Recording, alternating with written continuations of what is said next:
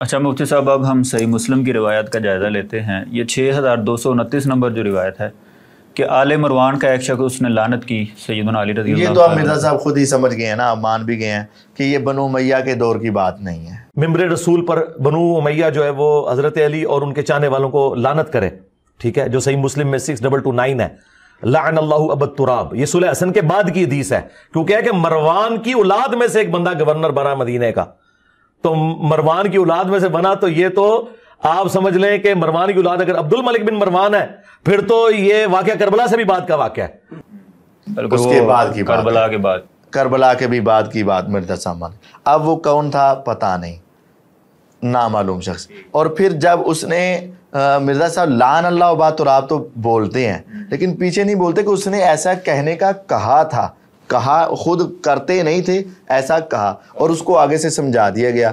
تو ایک نامعلوم شخص تھا، مجہول شخص، پھر اس نے ایک برائی کا ارادہ کیا، اس کا ارادہ وہ غلط تھا، پھر اس کو سمجھا دیا گیا اور وہ اپنے اس برائی کے ارادے سے باز آ گیا، تو اس کے اوپر اب اس پر بھی اعتراض کرنا درست نہیں، اور اس کو لے کر بنو امیہ پر پیش کرنا یہ بھی درست نہیں۔ یہ تو مرزا صاحب کے بقول بھی اب یہ حضرت علی معاویہ اور اس کے واقعہ کربلا کے بعد کی باتیں ہیں، تو اس کے اوپر اعتراض کیا ہے؟ اچھا یہ 4767 نمبر روایت جو ہے عبد الرحمن بن عبد رب الکعبہ کے والے سے، اس کا بھی تفصیلی جواب ہم دے چکے ہوئے ہیں اپنے پمفلٹ میں بھی اور ویڈیو کے اندر بھی۔ معاویہ رضی اللہ تعالیٰ عنہ حق مال کھاتے۔ پہلی بات یہ ہے کہ ایک عبد الرحمن بن عبد رب کعبہ یہ حضرت علی رضی اللہ کے گروپ کا آدمی تھا، تو معاویہ نے ان کو آ کر کیسے کہنا تھا بھی مال اٹھا، اور آ کر کیسے کہنا تھا قتل کر۔ دوسری بات یہ ہے کہ اس کا اشارہ عام ناحق قتل کرنا یا عام مال اٹھانا نہیں تھا، مراد ان جنگوں میں ہماری آپس میں لڑائیاں ہوئیں اور قتل و غارت ہوئی اس کی طرف اشارہ تھا، تو واقعتاً وہ ایک غلط کام ہوا تھا۔ تیسری بات یہ ہے کہ یہ اس کا ایک دعویٰ تھا، تو دعوے کے اوپر جب تک دلائل نہ ہوں اس وقت تک قبول نہیں۔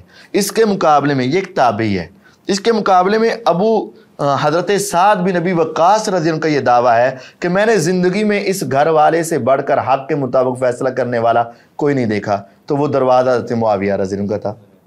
جب ایک صحابی کہہ رہا ہے میں نے زندگی میں اس سے بڑھ کر حق والا کوئی نہیں دیکھا، حق کے مطابق فیصلہ کرنے والا، تو وہ ناحق فیصلے کیسے کرے گا؟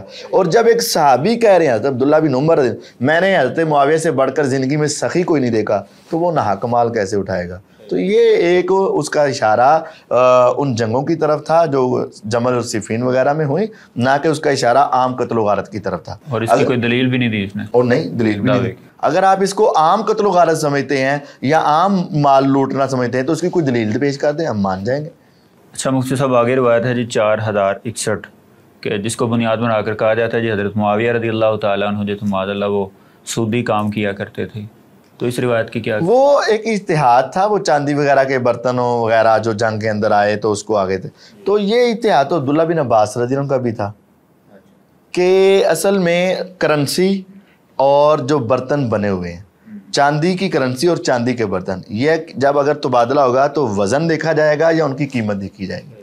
تو ایک حدیث میں آتا ہے کہ سونے کے بدلے سونا، چاندی کے بدلے چاندی، تو اس کے ظاہری الفاظ سے یہ ہے کہ چاندی چاہے بنی ہو چاہے سکے کی شکل میں ہو برابر ہونی چاہیے، لیکن صحابہ کا یہ اجتہاد تھا کہ یہ اس وقت ہے جب یا تو دونوں چیزیں بنی ہوں یا دونوں کرنسیاں ہوں، لیکن اگر ایک کرنسی اور ایک بنی ہے تو ڈیفینیٹلی ایک کا ریٹ اور ہوگا، ایک کا ریٹ اور ہوگا۔ تو یہ اجتہاد تو عبداللہ بن عباس اور دوسرے صحابہ کا بھی تھا، تو یہ ایک اجتہادی معاملے کو سودی معاملے کو قرار دینا یہ ایک بہت بڑی گمراہی ہے۔ اچھا یہی روایت ہے، اس کو ذرا سمجھ لیں، آج تک کسی صحابی نے، کسی تابعی نے، کسی محدث نے اس روایت کو پکڑ کر امیر معاویہ پر سودی کاروبار کا تانا نہیں دیا، کیونکہ روایات انہوں نے پیش کی اور مفہوم بھی وہ سمجھتے تھے۔ مرزے نے روایت پڑھ لی لیکن مفہوم سمجھے، یہی فرق ہے کہ اس حدیث کو آج تک کسی صحابی نے، کسی تابعی نے، کسی محدث نے حضرت امیر معاویہ کے سودی کاروبار کے اوپر الزام دینے کے لیے اس کو پیش ہے، لیکن مرزا اس کو کیا کر رہا ہے؟ پیش کر رہا ہے۔ تو یہی فرق ہے کہ محدثین نے اس کو سمجھا اور انہوں نے سمجھا کہ اس سے یہ مسئلہ اخذ نہیں ہوتا، لیکن مرزے کو سمجھ نہیں آئی اور اس نے یہ مسائل اخذ کر دیے، یہ ان کی اپنی گمراہی ہے۔ اچھا مفتی صاحب اگلی روایت جو ہے نا صحیح مسلم سے، اس کو بنیاد بنا کر بھی بڑا یہ شور مچاتے ہیں کہ معاویہ رضی اللہ تعالیٰ عنہ گالی دینے کا حکم دیا کرتے تھے، جیسا کہ انہوں نے اچھا اس کا بھی ہم نے تفصیلی جواب اپنے پمفلٹ کے اندر بھی دیا ہوا ہے اور ریکارڈنگ کے اندر بھی. اس کی 2-3 باتیں ہیں. پہلی بات ہے کہ آمارا معاویہ بن ابی سفیان سعدن. آمارا کا ایک معنی ہوتا ہے حکم دینا اور ایک معنی ہوتا ہے امیر مقرر کرنا. ہم یہ کہتے ہیں یہاں اس کا معنی امیر مقرر کرنا ہے. دوسری بات یہ ہے کہ اگر وہ وہاں معنی سب ہے تو اگر امر ہو تو آگے پوچھا گیا ہے ما مانا کا ان تسب ابا تراب. اگر حکم ہو تو سوال ہونا چاہیے نا. حکم پیچھے آ رہا کیا دیا؟ حکم دیا. تو آگے آ کے سوال کیا کہ ما مانا کا ان تسب ابا تراب، کہ آپ ابو تراب کی غلطی کیوں نہیں بیان کرتے؟ یہ تو سوال ہے، یہ تو حکم نہیں ہے. تیسری بات یہ ہے کہ سب کے معنی کو سمجھا جائے. سب کے معنی کے اوپر ہمارا تفصیلی لیکچر موجود ہے، اور سب کے معنی کے اندر لازمی گالی نہیں ہوتا، سب کے معنی کے اندر کسی کی غلطی کو بیان کرنا ہوتا ہے. بخاری میں مسلم میں ہے حضرت علی اور عباس رضی اللہ عنہ کا آپس میں اختلاف ہوا اور انہوں نے ایک دوسرے پر کیا کیا؟ سب کیا. تو وہاں معنی کیا کریں گے؟ بخاری مسلم کی روایات میں آتا ہے کہ حضرت رسول اللہ صلی اللہ علیہ وسلم نے 2 صحابہ پر سب کیا. اسی طرح روایت میں آتا ہے امی فاطمہ رضی اللہ عنہ نے سب کیا. اسی طرح روایات کے اندر آتا ہے کہ پیغمبر علیہ الصلوۃ والسلام اللہ تعالیٰ سے کہتے ہیں اللہ اگر میں کسی پر سب کر دوں اور وہ اس کا اہل نہ ہو تو اس کو میرے سب کو اس کے لیے رحمت بنا دینا. تو ان تمام مقامات پر سب کا معنی کیا کیا جائے گا؟ وہاں سب کا معنی کسی کو غلط کہنا، کسی کو جھڑکنا، کسی کی غلطی بیان کرنا. تو یہاں بھی وہ معنی مراد لے لو، گالی والا معنی لینے کی ضرورت نہیں ہے. اچھا اگلی روایت جو ہے 6225 اس میں آ رہا ہے کہ اذکرکم اللہ فی اہل بیتی. تو بالکل ٹھیک ہے، تمام اس اہل روایت بیت کے کو بارے کیا میں حضرت معاویہ رضی اللہ تعالیٰ عنہ کے خلاف پیش کیا جاتا ہے؟ نہیں، اس کو تمام اہل بیت کی عظمت کے طور پر پیش کرنا چاہیے. اور بالکل ہم مانتے ہیں، ہم کسی اہل بیت کے منکر نہیں، لیکن صرف پائنتن پاک نہیں، تمام اہل بیت. لیکن مرزا صاحب کو کیا ہم پوچھ سکتے ہیں کہ اذکرکم اللہ فی اہل بیتی حضرت عقیل کے بارے میں لگتا ہے کہ نہیں؟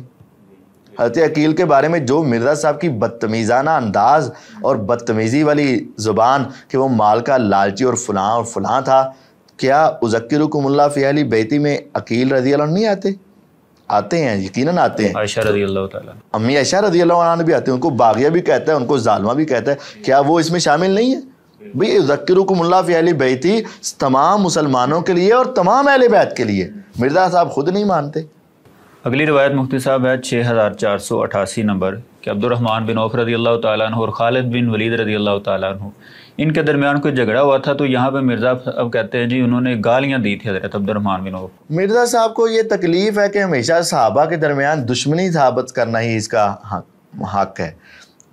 حالانکہ سب کا لفظ تو 2 مقامات پر آتا ہے. ایک تو یہ کہ یہی روایت جب مسند احمد میں آتی ہے نا تو اس میں وضاحت ہے کہ حضرت عبد الرحمن اور خالد بن ولید رضی اللہ عنہ نے کہا تھا کیا تم اپنے پہلے مسلمان ہونے کی وجہ سے ہمارے اوپر رعب جماتے ہو؟ اس طرح کے کچھ کلمات کہے تھے. تو یہ اس کو سب کہا گیا، یعنی کسی کو جھڑکنا یا کسی کو غلط کہنا بھی سب ہوتا ہے. اور دوسری بات یہ کہ ایک مرتبہ آتے ہیں عمار بن یاسر نے حضرت عثمان پر سب کیا تھا. وہاں معنی کیا کریں گے؟ وہاں معنی کیا کریں گے کہ عمار بن یاسر حضرت عثمان کو گالیاں دیتے تھے؟ کریں جس کا حیا آسمان کے فرشتے کرے اور میرے نبی کریں. اور وہاں عمار کیا کرتے تھے؟ کیا وہاں آپ وہ سب والا معنی گالیاں کریں گے؟ نہیں کریں گے نا. تو یہاں بھی نہ کریں نا. اور اس کی وجہ تو آگ بھی گئی ہے نا دوسری جگہ پر مسند احمد میں کہ وہ انہوں نے کہا تھا کہ کیا تم اپنے پہلے ایمان کی وجہ سے ہمارے اوپر رعب جماتے ہو، یا اس طرح کے کچھ کلمات اختلاف کی بات کو.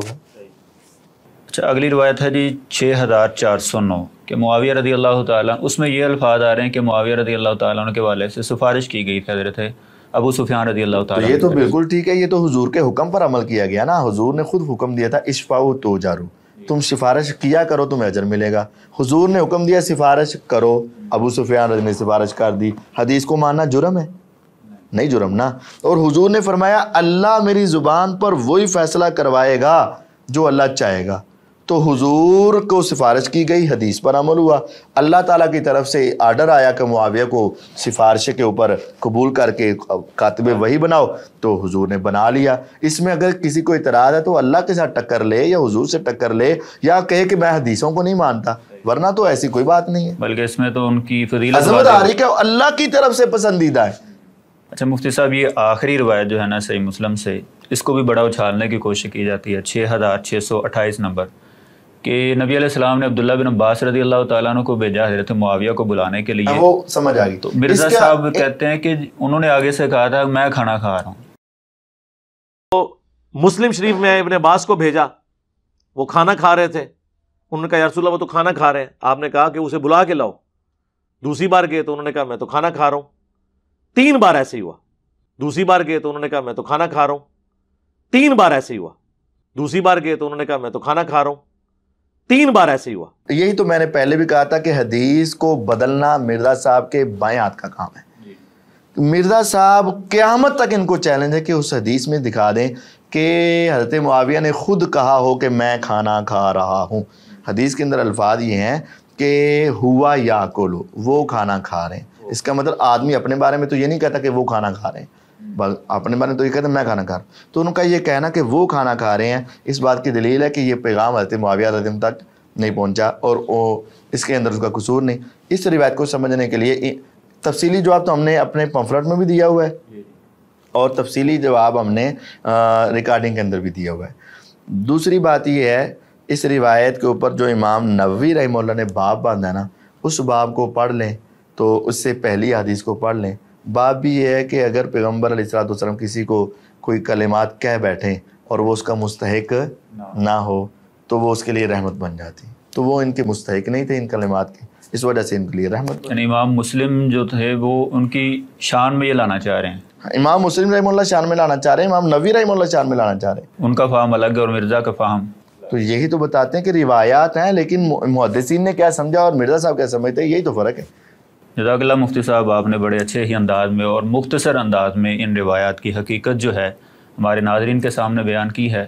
تو ناظرین اسی طرح انشاءاللہ العزیز ہم مرزا جیلمی کے مزید اعتراضات جو ہیں اور شبہات جو ہیں ان کی حقیقت جو ہے آپ کے سامنے بیان کرتے رہیں گے. تو ہمارے ساتھ رہیے گا. والسلام علیکم ورحمۃ اللہ وبرکاتہ.